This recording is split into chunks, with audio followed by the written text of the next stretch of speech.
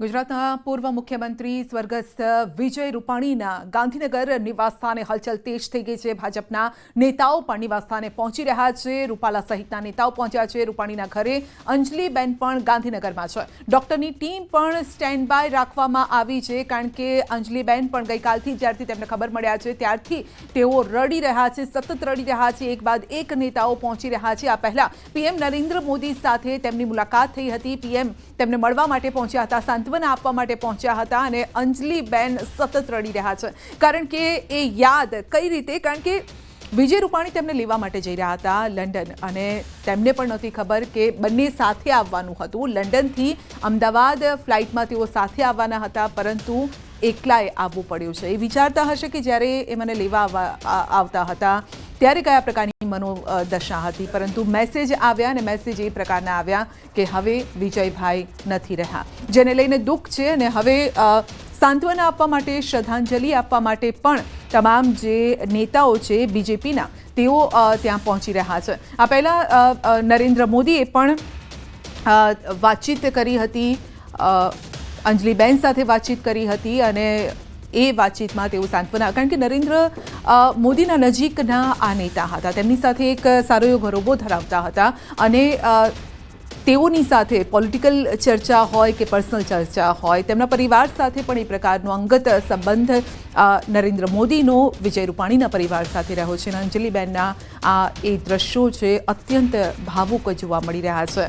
તો આમ કહેવાય છે કે જ્યારે કોઈ પણ રાજા હોય, આમ કહેવાય છે ને કે ગુજરાતના નાથ આપણે કહેતા હતા જ્યારે મુખ્યમંત્રી હતા ત્યારે, તો તેમના શિરે બહુ બધી તેઓએ જવાબદારી નિભાવી છે, અને એ સમયે પણ આવી કોઈ ઘટનાઓ સામે આવતી હોય ત્યારે કઠણ કાળજે તમારે એને ફેસ કરવાની હોય, પરંતુ જ્યારે પોતાની સાથે એ પ્રકારની ઘટના બને ત્યારે કોઈ પણ વ્યક્તિ તેને સહન નથી કરી શકતું। અને લુબના આપ તો સાક્ષાત ત્યાં જોઈને આવ્યા છો, ગ્રાઉન્ડ ઝીરો પર આપ હતા, અને તે સમયે અનેક પરિવારોને આપે જોયા છે।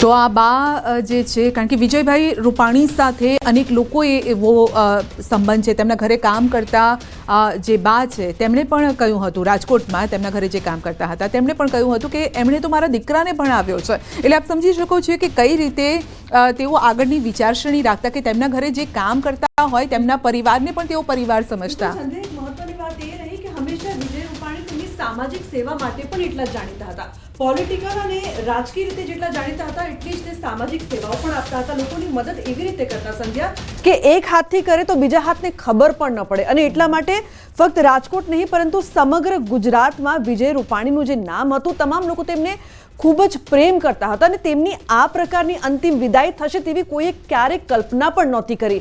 આજે ઘણા બધા લોકો છે, ઘણા બધા રાજકીય નેતાઓ પહોંચી રહ્યા છે, તેમની સાથે સાથે અનેક એવા લોકો આપણે જોઈ રહ્યા છે। આ બાને આપ જોઈ રહ્યા છો કે જે રડી રહ્યા છે કે આ વિજય જેણે મારા દીકરાને ભણાવ્યું, આજે એ અમારી વચ્ચે નથી અને આવી રીતે અમારી વચ્ચે નથી। જી, તો પીએમ નરેન્દ્ર મોદી જ્યારે તેઓ મળ્યા હતા, અને ગુજરાત ના પનોતા પુત્ર આપણે કહેતા હોય છે, પરંતુ તેઓએ આ દુઃખની ઘડીમાં સાથ આપ્યો તમામને। ત્યાં ડીવાયએસપી દિના રાઠવા સાહેબ છે, એમને જે આઈડેન્ટિફાઈ બોડી, જી, તો રિએક્શન્સ પણ આવી રહ્યા છે, પોતપોતાની જે આપવીતી છે તે કરી રહ્યા છે, કારણ કે હમણાં થોડીક ક્ષણો પહેલા જ એક મૃતદેહ પણ મળ્યો છે।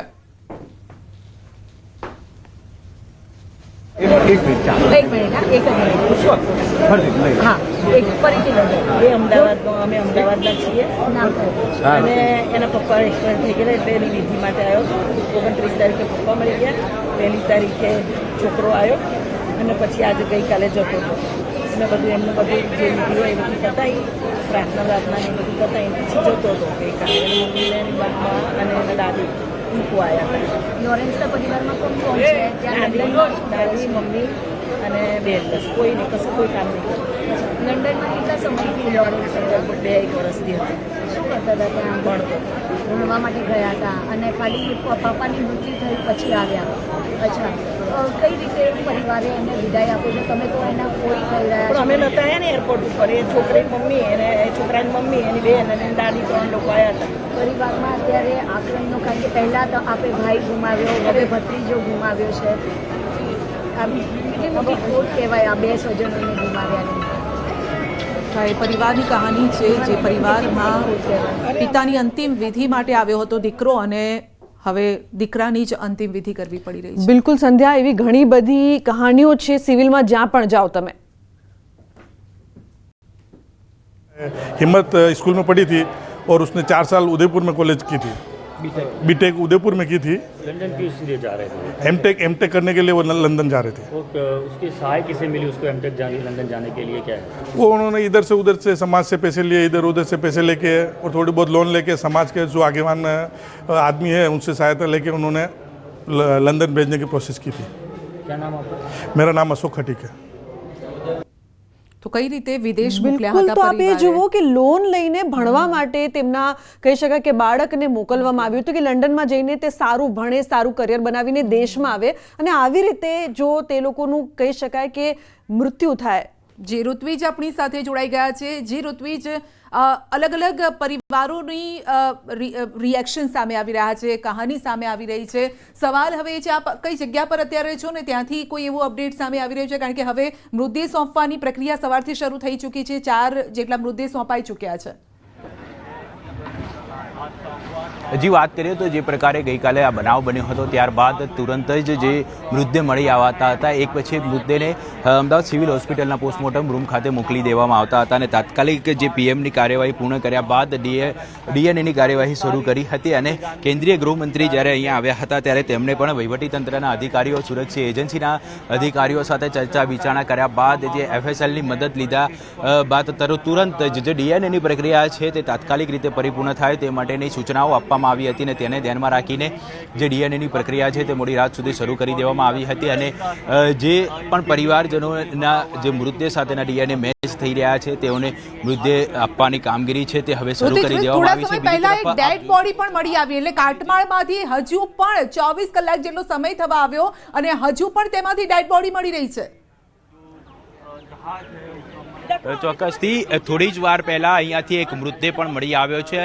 એનડીઆરએફની ટીમ છે તે સતત અહીં સર્ચ ઓપરેશન કરી રહી છે. આપ જોઈ શકો છો જે દ્રશ્યની અંદર ગઈકાલે આ એ જ જગ્યા છે, એ જ ઘટના સ્થળ છે કે જ્યાં આ બનાવ બન્યો હતો, અને એનડીઆરએફની ટીમ દ્વારા જે ક્વાર્ટર્સ છે તે ક્વાર્ટર્સના એક રૂમની અંદર પણ તપાસ કરવામાં આવી રહી છે. ઉપરાંત ડોગ સ્ક્વોડની મદદથી જે કાટમાળ છે તે કાટમાળની અંદર પણ તપાસ કરવામાં આવી રહી છે. અને થોડી વાર પહેલા જ વધુ એક મૃતદેહ છે તે મળી આવ્યો હતો અને તેને પીએમ રૂમ ખાતે લઈ જવામાં આવ્યો છે. ખાસ કરીને મહત્વની બાબત તો એ છે કે બીજી તરફ આપ જે દ્રશ્ય જોઈ રહ્યા છો તે દ્રશ્ય છે ઘટના સ્થળ પર હાલ જે સુરક્ષા એજન્સીના અધિકારીઓ છે તે તપાસ માટે પહોંચ્યા છે. ખાસ કરીને જે ફોરેન્સિક્સ એક્સપર્ટના અધિકારીઓ છે તે અહીં તપાસ માટે પહોંચ્યા છે અને તપાસ કરી રહ્યા છે. અલગ અલગ એંગલથી તપાસ કરવામાં આવશે. ખાસ કરીને જે ફોરેન્સિક રિપોર્ટ હોય છે તે રિપોર્ટ ખૂબ જ મહત્વનો સાબિત થતો હોય છે, કારણ કે જ્યારે પણ આ પ્રકારની ગંભીર ઘટનાઓ બનતી હોય છે ત્યારે એફએસએલનો રિપોર્ટ છે તે ખૂબ જ મહત્વનો અને અગત્યનો હોય છે, અને તેને ધ્યાનમાં રાખીને આજે સવારથી એફએસએલના જે અધિકારીઓ છે તે અહીં આવી પહોંચ્યા હતા. ફોરેન્સિક્સ એક્સપર્ટ છે તેમની મદદથી આ સમગ્ર તપાસ પણ કરવામાં આવી રહી છે, અને હાલ તપાસનો ધમધમાટ પણ શરૂ કરી દેવામાં આવ્યો છે. બીજી તરફ એનડીઆરએફની ટીમ છે તે આ વિસ્તાર અને આસપાસનો વિસ્તાર છે, ક્વાર્ટર્સની અંદર છે, તમામ જગ્યાએ હાલમાં સર્ચ કરી રહી છે. અલગ અલગ જે રૂમો છે તેની અંદર પણ ખાસ કરીને સર્ચ કરવામાં આવી રહ્યું છે. જી બિલકુલ ઋત્વિજ, જે પ્રકારથી અત્યાર સુધી 268 જેટલા લોકોના પોસ્ટમોર્ટમ કરવામાં આવ્યા છે, ડીએનએ થઈ રહ્યા છે, અને પરિવારજનો છે તે જોઈ રહ્યા છે કે તેમના પરિવારજનોના મૃતદેહ તેમને મળી જાય. આ સમગ્ર ઘટના બની, બ્લેક બોક્સ મળ્યા બાદ સામે આવશે કે આખરે થયું શું હતું, કઈ રીતે આ જે તમામ લોકો છે તેમને જીવ ગુમાવવો પડ્યો, શું હતી આ ઘટના પાછળનું કારણ? ચોક્કસથી જે રીતે આ સમગ્ર ઘટના સામે આવી હતી, સૌપ્રથમ તો જે તપાસનો વિષય છે કે આખરે આ ઘટના કયા કારણોસર બનવા પામી છે, કે કયા કારણોસર આ જે વિમાન ક્રેશ થયું હતું તે એક તપાસનો વિષય છે. અને તે તપાસ માટે હાલમાં અલગ અલગ સુરક્ષા એજન્સીઓ છે તે કામગીરીમાં લાગી ચૂકી છે. એટલે ખાસ કરીને જ્યારે આ સમગ્ર તપાસ કરવામાં આવશે, કેટલાક મહત્વના રિપોર્ટ છે તે પણ સોંપવામાં આવશે સુરક્ષા એજન્સીઓ દ્વારા. એટલે આ તપાસ દરમિયાન હકીકત સામે આવશે કે આખરે એવું તો શું કારણ બન્યું હતું કે આ જે વિમાન છે તે ક્રેશ થયું હતું, કયા કારણોસર તે પ્રોપર વેમાં જઈ શક્યું નહીં. થોડી જ સેકન્ડોની અંદર એટીસી સાથે પણ તેનો સંપર્ક તૂટી ગયો હતો, એટલે તે કયા કારણોસર આ સંપર્ક તૂટ્યો હતો તે પણ તપાસ કરવામાં આવશે.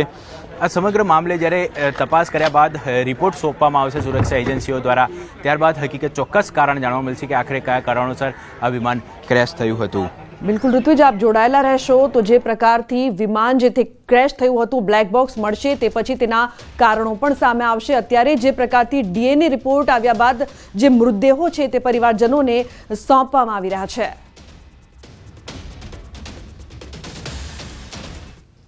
ऑलरेडी हमारी टीमें जैसे ही कल इन्फॉर्मेशन मिला था तब से टीमें लगी हुई हैं, सभी लोगों के साथ मिलकर काम चल रहा है. आप लोगों को बताएंगे जो भी फाइनल हमारा, जो लोग घायल थे वो ऑलरेडी हॉस्पिटल में हैं और बाकी जो नंबर है आपको ऑफिशियली बताया जा चुका है.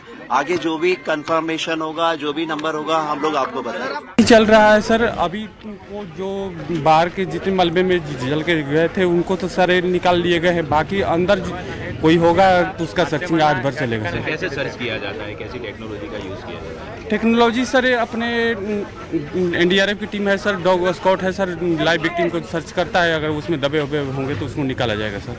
ધરતીકંપ પછી સૌથી મોટો સદમો છે. પક્ષે જે લોકો ડીએનએ મેચ કરાવવા આવે એને અહીંયા અમને વ્યવસ્થામાં મૂક્યા છે. રાત્રે નારણપુરા વિધાનસભાથી અત્યારે અમરાઈવાડીને એલિઝબેથ વિધાનસભા છે એના સગાવાલાના જે સેમ્પલ લેવાના હોય એ અહીંયા લેવામાં આવે છે કસોટી ભવનમાં ડીએનએ મેચ કરવા માટે. અત્યાર સુધી સવારે 6 વાગ્યા સુધીમાં 185 લોકોએ ડીએનએના સેમ્પલ આપેલા છે. 242માંથી 185 સેમ્પલ આવી ગયા છે. બાકીના 42 બાકીના જે છે એ લોકોની રાહ જોઈ રહ્યા છે ને અમે જ્યાં સુધી નહીં પતે ત્યાં સુધી વિધાનસભા પ્રમાણે રોજના વારા પાડ્યા છે. દર 6 કલાકે વિધાનસભા બદલાશે. એલિઝબેથ વિધાનસભા બપોરે 12 વાગ્યા સુધી છે. રાતે નારણપુરા વિધાનસભા હતી, અમરાઈવાડી વિધાનસભા પણ મારી સાથે છે. તો અમે વારા પાડ્યા છે. જ્યાં સુધી ડીએનએ ટેસ્ટ નહીં થાય ત્યાં સુધી અમે લોકો વારા ફરતી અહીંયા બેસીશું. એ વિમાન કદાચ કોતરપુર વોટર વર્ક્સની લાઇટોને કારણે ભૂલથી લેન્ડિંગ કરવા ગયા હતા અને એ વિમાન તૂટી ગયું હતું અને અમદાવાદના બહુ રહીશ લોકો એમાં પણ એક્સપાયર થઈ ગયા હતા. આ આખું કોઈ ટેકનિકલ ખામીને કારણે ડિપાર્ટમેન્ટ શોધશે, પણ ટેકનિકલ ખામીને કારણે વિમાન ક્રેશ થયું.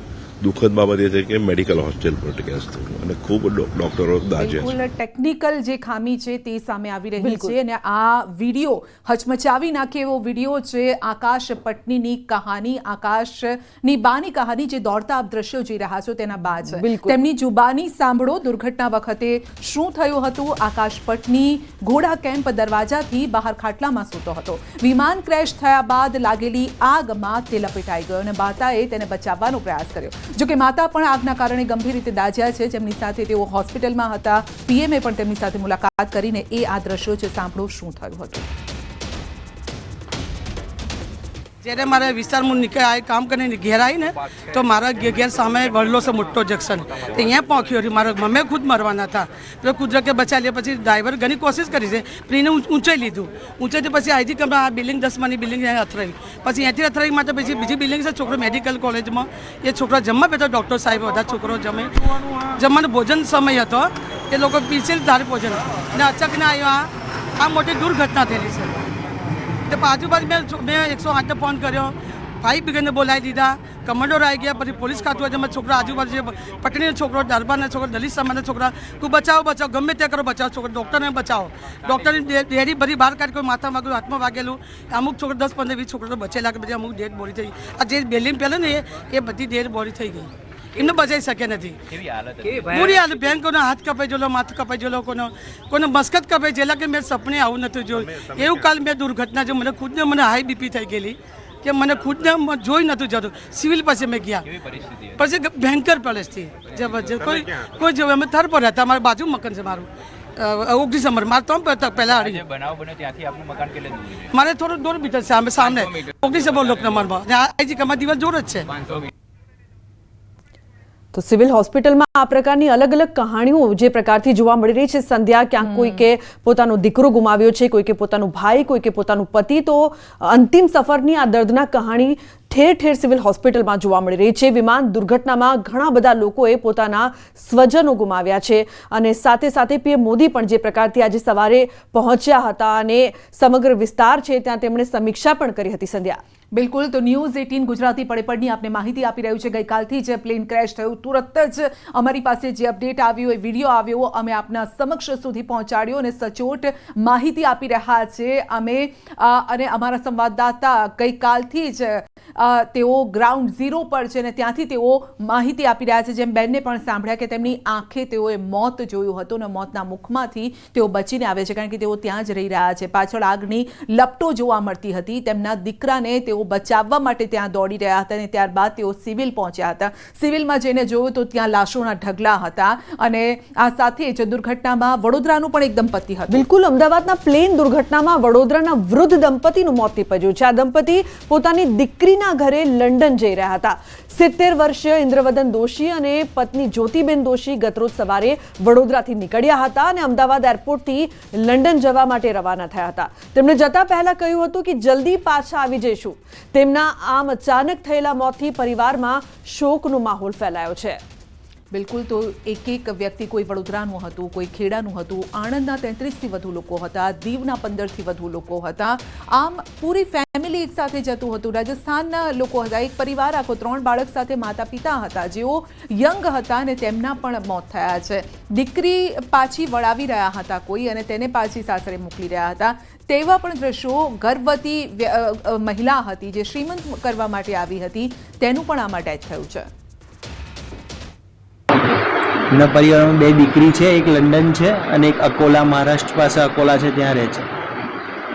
અને એ દીકરી પણ અકોલાવાળા હમણાં ગઈકાલે આગલા દિવસે રાત્રે જ ઘરે ગયા. એમને બધું પેકિંગ બધું કરાવીને બધું સેટ કરીને એમને પછી રાત્રે ગયા અને સવારે 6:45 વાગે અહીંથી મામા નીકળ્યા. હમણાં DNA ને બધું આપ્યું છે. DNA રિપોર્ટ અત્યારે થઈ ગયા છે એટલે એવું કીધું છે 3 દિવસ પછી એનો જવાબ આવશે, પછી તમને ફોન કરીશું. ને ત્યાર પછી જો ડેડ બોડી હશે તો અમને એ લોકો પ્રોવાઈડ કરશે ને આગળની પ્રોસિજર કરવાનું કીધું.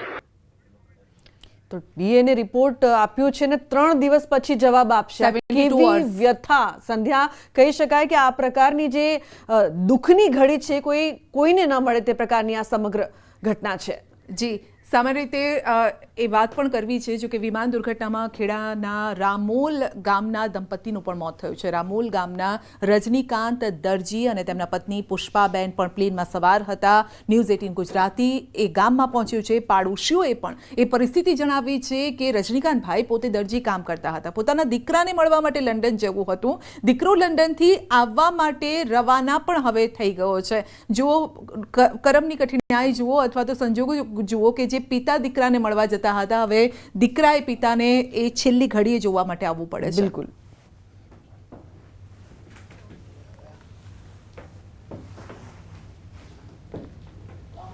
અમદાવાદની અંદર એર ઇન્ડિયાનો પ્લેન ક્રેશની અંદર ખેડા જિલ્લાના 17 જેટલા મુસાફરોના દુઃખદ મોત નીપજ્યા હતા, જેની અંદર રામોલનું એક દરજી કપલ પણ આ દુર્ઘટનાની અંદર પોતાનો જીવ ગુમાવવાની વાત સામે આવી હતી. અત્યારે રામોલ ગામે ન્યૂઝ 18 ગુજરાતી ટીમ પહોંચી છે. તેમના જે સોસાયટીના લોકો જોડાયા છે. મારું નામ હિરેનભાઈ અશ્વિનભાઈ પટેલ. એ એમના બાબાના લંડન ડૉક્ટર છે, એમને મળવા માટે ગયેલા. એટલે 8 તારીખથી રામોલથી અમદાવાદ ગયેલા અને 12 તારીખનું એમનું પ્લેન હતું. એમનો બાબો લંડન ડૉક્ટર છે એટલે એમ લોકો ફેમિલીને મળવા માટે નીકળેલા. રજનીભાઈ કેટલા વર્ષથી અહીંયા રહેતા હતા? એમનો બાબો કેટલા વર્ષથી હતો? રજનીભાઈ તો અહીંયા આગળ મતલબ કે 50 વર્ષ ઉપરથી અહીં રહેતા રામોલ. એમનો જન્મ અહીંયા થયેલો અને એમનો બાબો 2 વર્ષથી લંડન ડૉક્ટર છે એટલે ત્યાં ગયેલો. એમનો બાબો ડૉક્ટર અહીંયા ભણેલો? સિવિલમાં જ ભણેલો, અમદાવાદ સિવિલમાં. અહીંયાથી રજનીભાઈ ક્યારે નીકળ્યા હતા છેલ્લે? અમારે 8 તારીખે બપોરે 1 વાગે રામોલથી નીકળ્યા. ગઈકાલે જાણથી પછી આપ શું? ગઈકાલે મને 2 વાગે જાણ થઈ, પછી હું તારે અહીંથી મારી ગાડી લઈને અને અમદાવાદ સિવિલે એમની ખબર લેવા માટે ગયેલો. આ તેમના પડોશી હતા. તેમનું કહેવું છે કે રજનીભાઈ છેલ્લા 50 વર્ષથી આ રામોલ ગામની અંદર રહેતા હતા.